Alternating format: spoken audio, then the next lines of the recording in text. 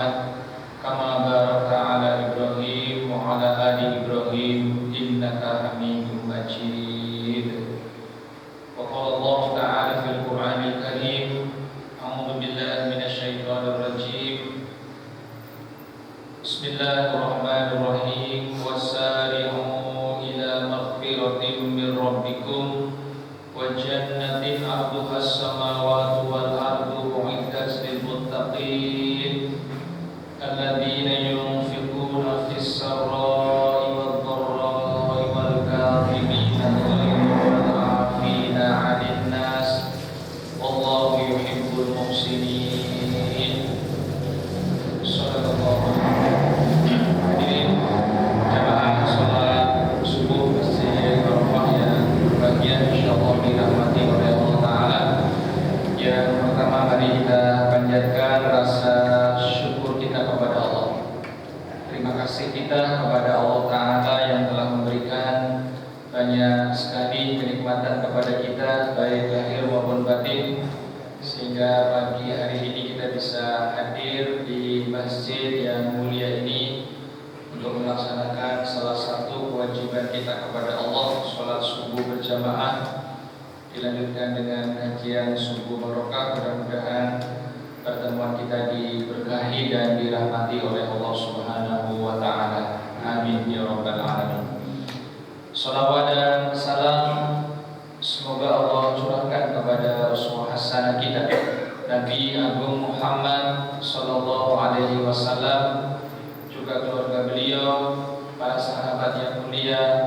Mudah-mudahan Allah curahkan pula kepada siapa saja yang terus berusaha untuk menghidupkan sunnah Rasulullah sallallahu alaihi wasallam. Mudah-mudahan yang hadir pada kesempatan pagi hari ini termasuk umat Kanjeng Nabi yang istiqomah, mudah-mudahan dengan rahmat Allah telah akan mendapatkan syafaat dari Rasulullah sallallahu alaihi wasallam. Bapak Ibu dan seluruh hadirin yang berbahagia, pagi hari ini saya mendapat amanah lewat panitia untuk menyampaikan kajian, dan tema yang akan kami sampaikan adalah menjadi pribadi yang pemaaf. Hadirin sekalian, memaafkan orang lain ini tentu bukan amal sederhana, bukan pekerjaan biasa. Ya, memaafkan orang lain ini bukan amal ecek-ecek, tapi satu amal yang agung. Sampai dikatakan tidak bisa untuk memaafkan orang lain kecuali para anbiya dan para siddiqun, orang-orang yang memiliki keimanan yang kuat kepada Allah Subhanahu wa Ta'ala. Lebih-lebih kalau ada orang yang merasa didolimi oleh orang lain. Ya, orang kalau didolimi ini senang biasanya atau agak terpuaskan kalau dia bisa balas dendam. Ya, tapi orang-orang yang beriman ternyata memilih untuk menjadi pribadi yang pemaaf. Dan sifat pemaaf ini adalah sifat yang agung dan mulia. Jika Allah menyampaikan tentang orang-orang yang akan mendapatkan ampunan Allah, yang akan mendapatkan surga yang seluas langit dan bumi, yang disiapkan bagi orang-orang yang bertakwa, ini diisyaratkan dalam surat Ali Imran ayat 133-134. Di antara karakter orang bertakwa itu, dari beberapa sifat yang Allah sampaikan adalah wal afina 'anil nas, mereka yang memaafkan orang lain. Sehingga Bapak Ibu hadirin yang dirahmati oleh Allah, intinya memaafkan orang lain ini adalah salah satu karakter ahli surga. Salah satu sifat yang dimiliki oleh penghuni surga adalah ketika di dunia mereka siap untuk memaafkan orang lain. Saya mundur dikit hadirin sekalian, beberapa bulan yang lalu ketika kita ada di bulan Ramadan, tepatnya kurang lebih menjelang hari-hari akhir di bulan Ramadan,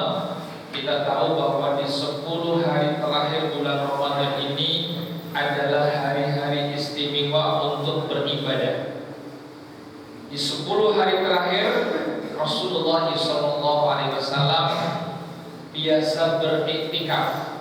Beliau sampai mengencangkan ikat pinggangnya, sarungnya dikencangi hadirin. Karena apa? Akan konsentrasi ibadah kepada Allah Subhanahu wa taala. Di 10 hari terakhir itu juga, terutama di malam-malam ganjilnya, ya, ada satu malam yang kita kenal dengan Lailatul Qadar.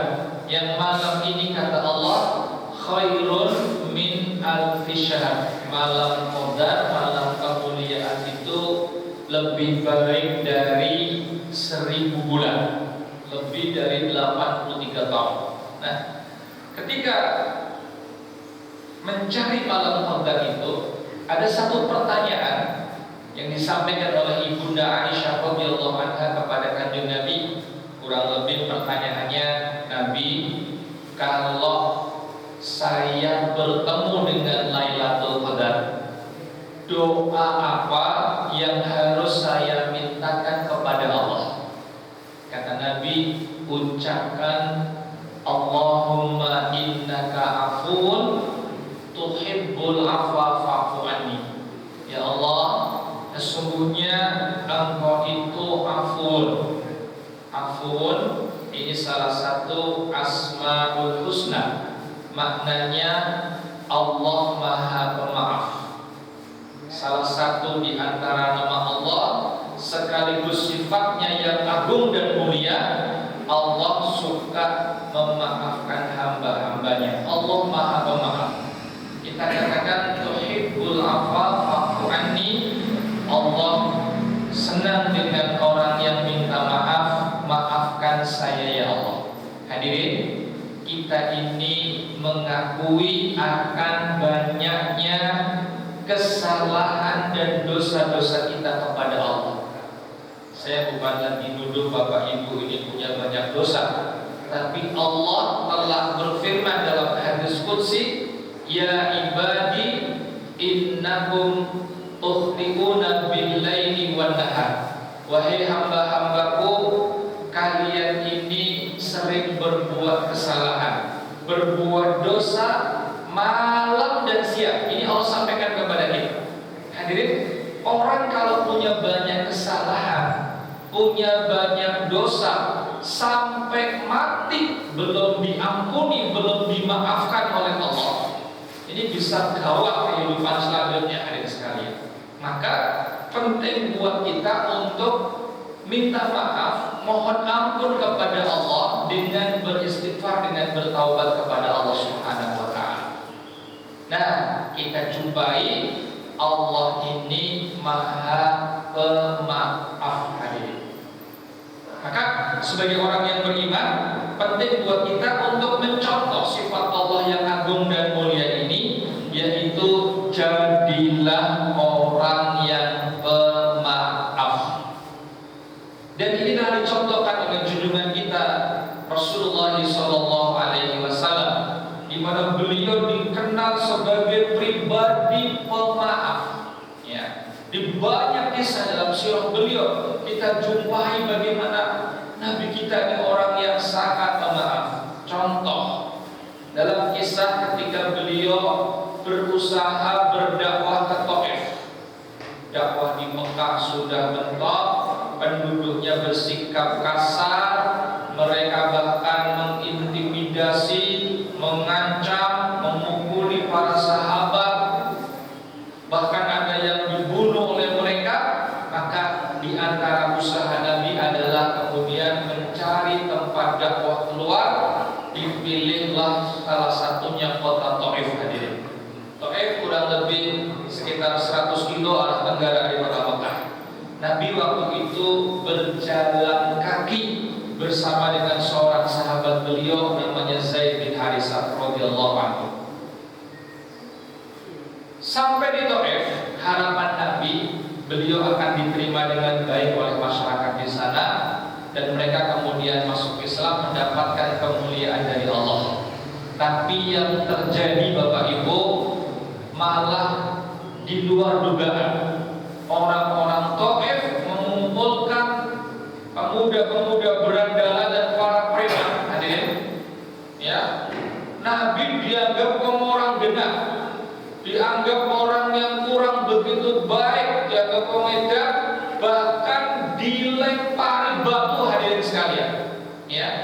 sampai beliau berdarah-darah. Sahabat beliau Zaid bin Harisah yang berusaha melindungi, ngalang-alangi dari perlakuan buruk, juga mendapatkan perlakuan yang sama, juga berdarah-darah, sampai terpaksa harus bersembunyi di sebuah kebun. Dalam kondisi yang seperti itulah datang malaikat penjaga bukit diutus oleh Allah. Ya Muhammad, saya malaikat yang tugasnya menjaga bukit-bukit. Kalau kamu mau, kata malaikat, ini gunung bukit tak angkat, tak jatuh kepada orang-orang yang telah berbuat kurang ajar tadi. Ya hadirin, jawaban Nabi jawaban seorang yang sangat pemaaf. Beliau tidak kemudian ya wes uncali mawon itu ya dengan gunung. Ya, kalau diuncali gunung, dibeleki gunung, hadirin, ini orang habis ini ya. Tapi beliau memaafkan mereka, bahkan mendoakan mereka, berharap agar dari anak keturunan mereka akan lahir orang-orang yang beriman dan tidak menyekutukan Allah dengan yang lainnya. Hadirin, doa Nabi kabul. Dari Taif muncul para sahabat, para tabi'in dan para ulama yang soleh. Hadirin, tidak bisa dibayangkan kalau permintaan malaikat tadi kemudian di ACC diiyakan oleh kanjeng Nabi.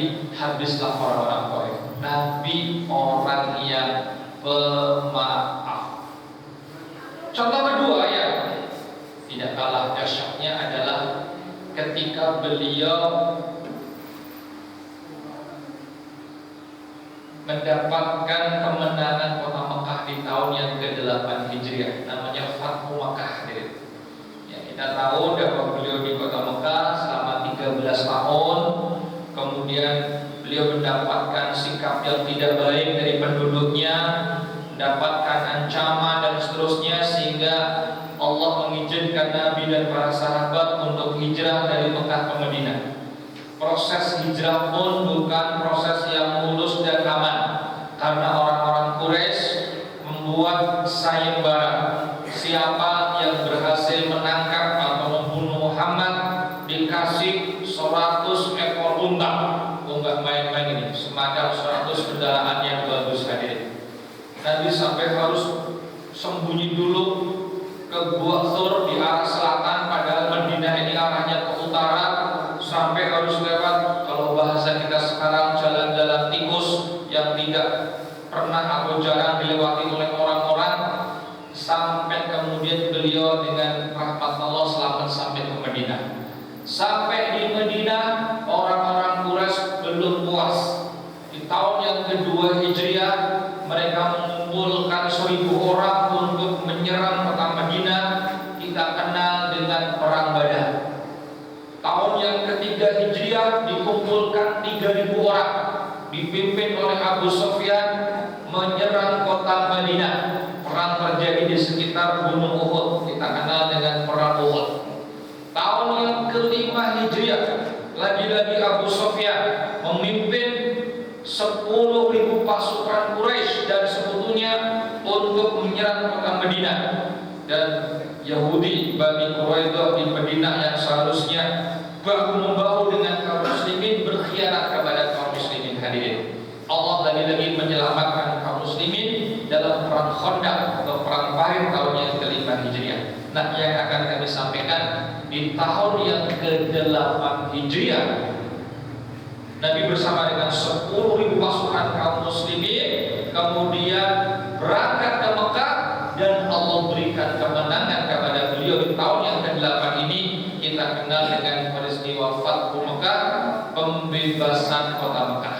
Waktu itu orang-orang Quraisy yang selama bertahun-tahun memusuhi Nabi, mengusir Nabi dan para sahabat, bahkan memerangi mereka di kota Madinah, sudah angkat tangan.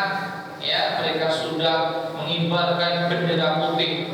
Arab dikapak-kapak kalau kanjeng Nabi, mereka sudah pasrah bongkoan. Hadirin, Nabi kemudian pidato di depan mereka, ya, wahai orang-orang Quraisy, apa perkiraan kalian kepada saya? Bagaimana kira-kira sikap saya kepada kalian? Insyaallah hadirin, orang-orang Quraisy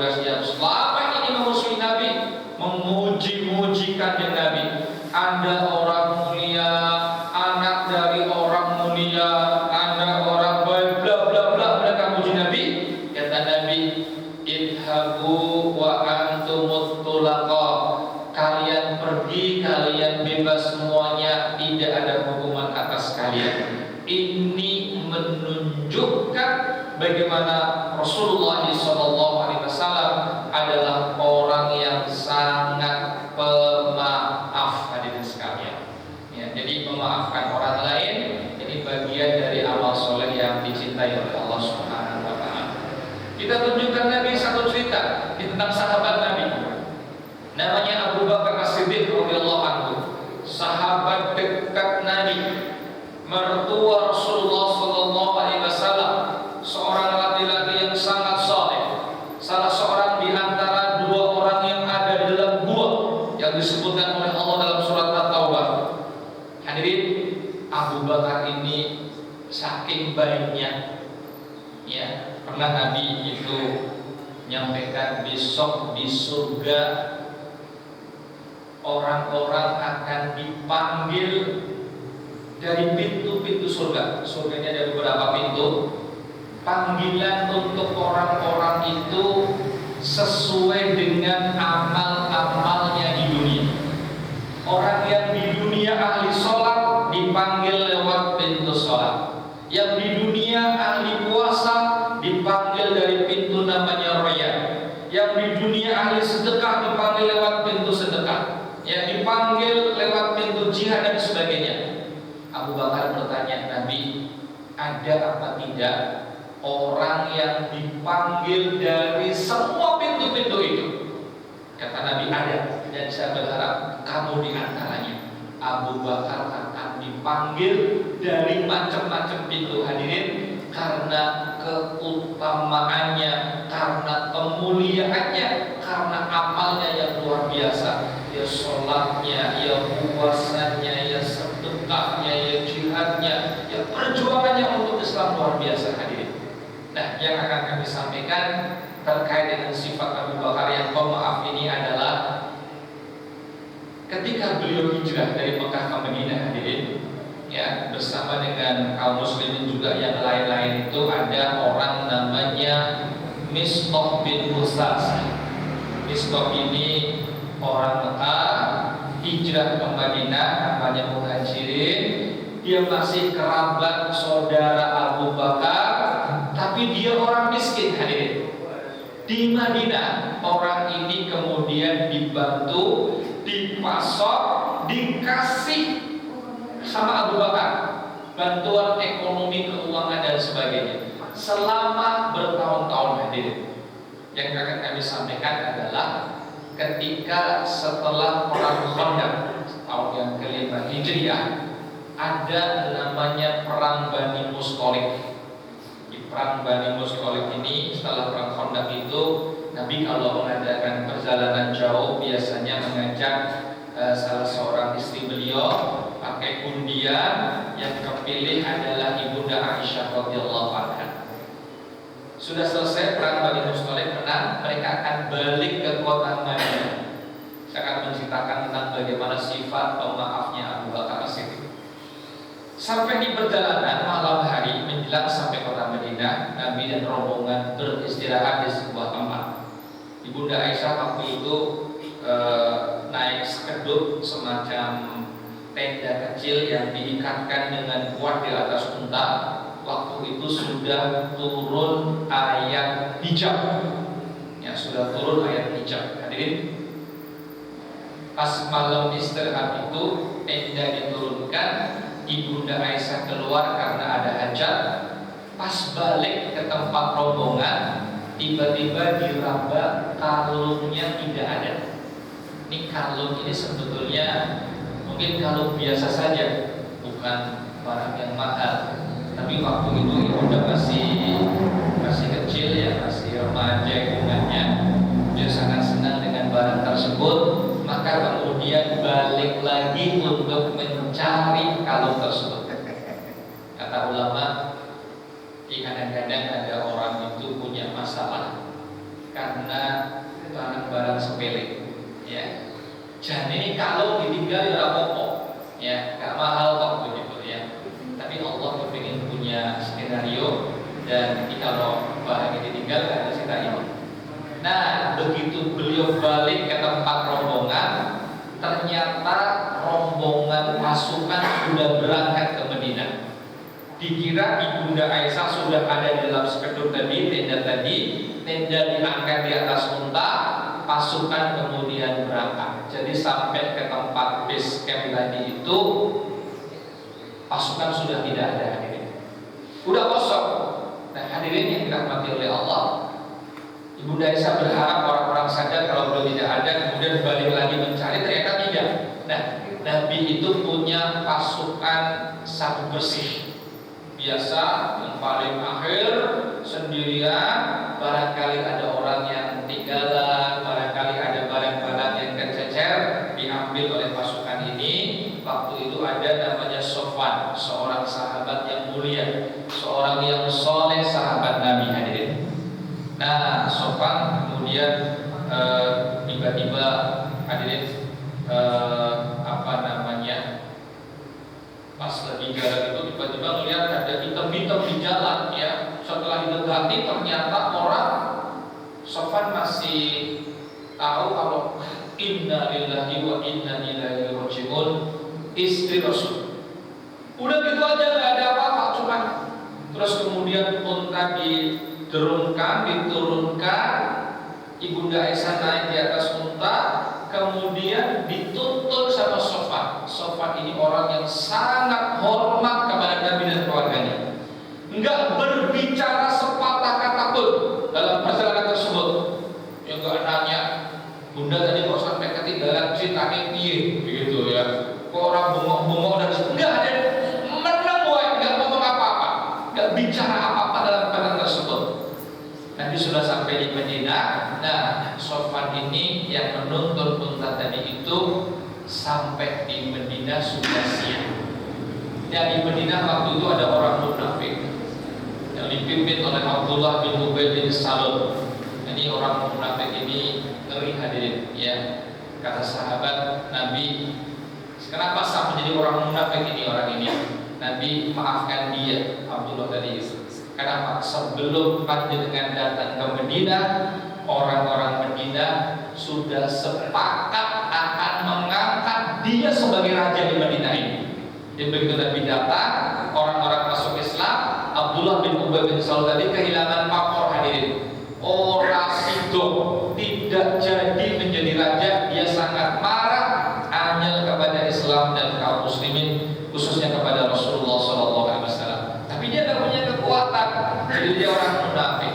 Nah, mau nyerang Nabi nggak bisa, mau nyerang Abu Bakar nggak bisa.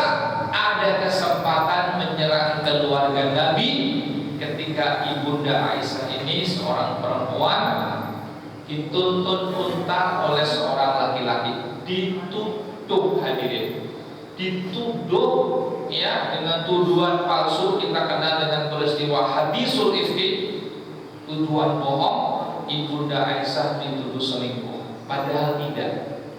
Ya, hadirin, ini wahyu tidak turun kepada Nabi kurang lebih sebulan.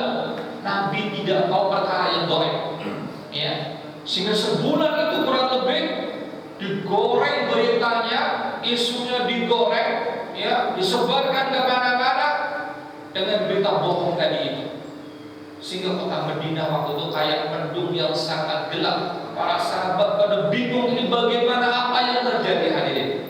Kata Allah, kamu jangan mengira berita bohong itu buruk buat kalian. Baik, kata Allah. Masya Allah, kita mungkin sudah membayangkan sampai turun ayat-ayat dalam surat An-Nur yang menyatakan kesucian Ibunda Aisyah radhiyallahu anha.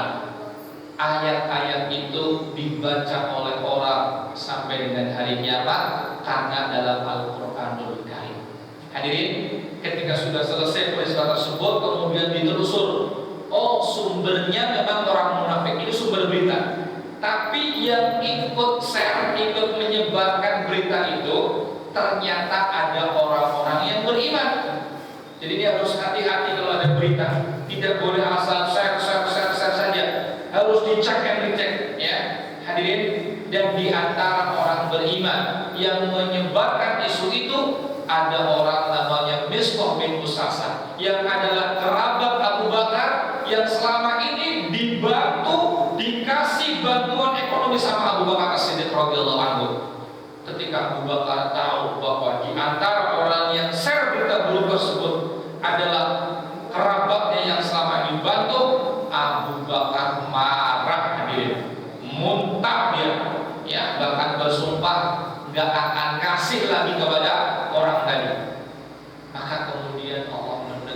Abu Bakar. Allah turunkan surat An-Nur, surat yang ke-24 ayat 22, kata Allah, wal yafu wal yasfahu. Kenapa kamu tidak memaafkan? Kenapa kamu tidak berlapang dada? Ala tuhibbuna ayyaghfirullahu lakum? Apa kamu tidak ingin diampuni oleh Allah, dimaafkan oleh Allah Subhanahu wa taala? Ayat ini ditutup dengan Asmaul Husna. Wallahu ghafurur rahim. Sungguh Allah Maha Pengampun lagi Maha Penyayang. Mendengar ayat ini, hadirin, Abu Bakar langsung membatalkan sumpahnya. Jadi sumpahnya tidak akan kasih lagi kepada Mistah. Bahkan Mistah diberi lagi oleh Abu Bakar lebih banyak dibandingkan sebelumnya. Masya Allah. Inilah sifat pemaaf dari sahabat Abu Bakar As-Siddiq radhiyallahu anhu. Kesimpulan yang ingin kami sampaikan pada kesempatan pagi hari ini, jadilah orang yang pemaaf. Kenapa kita harus memaafkan orang lain? Sekilas, yang pertama hadirin, karena sesungguhnya ketika ada orang berbuat dolim kepada kita, hadirin, seandainya ada orang berbuat menyakitkan, omongannya nyelekit, tindakannya nggak mengenakan, sesungguhnya itu sudah ditakdirkan oleh Allah menimpa kita. Ya, Allah sudah mentakdirkan, diizinkan oleh Allah. Diizinkan oleh Allah bukan berarti diridhoi oleh Allah. Ya, ada orang mencuri, ada orang merampok, ada orang berbuat dolim. Ini diizinkan, bukan berarti diridhoi oleh Allah Subhanahu wa taala. Ada orang kok berbuat dolim sama kita, ini orang sudah seizin Allah Subhanahu wa taala. Allah tahu hadirin. Ini yang pertama. Yang kedua hadirin, kalau ada orang kok berbuat dolim sama kita, hal penting buat kita introspeksi diri, muhasabah. Jangan-jangan orang berbuat dolim kepada kita karena kita telah berbuat salah kepada Allah, kita telah berbuat dosa kepada Allah. Sebagaimana yang Allah sampaikan dalam surat Asy-Syura, surat ke-42 ayat 30, wa ma asabakum min musibatin fabima kasabat aydikum wa ya'fu an katsir. Apa saja musibah yang menimpa kalian tidak lain karena perbuatan kalian sendiri, dan Allah memaafkan sebagian besar kesalahan kita. Jangan-jangan kesalahan kita, dosa kita ini banyak, Allah kemudian hadirkan orang yang kemudian berbuat dolim dalam rangka agar kita kembali kepada Allah Subhanahu wa taala, menyadari kesalahan kita. Yang ketiga hadirin, kalau ada orang yang terdolimi kemudian kita memaafkan, maka ini akan mendapatkan pahala yang besar dari Allah Subhanahu wa taala.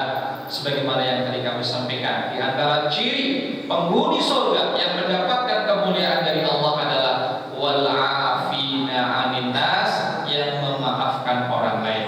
Yang keempat, orang yang memaafkan orang lain ini akan mendapatkan namanya ini proses tazkiyatun nafs. Hadirin, saya akan menyampaikan, memaafkan orang lain, menjadi pemaaf adalah nikmat dan karunia dari Allah Subhanahu wa taala.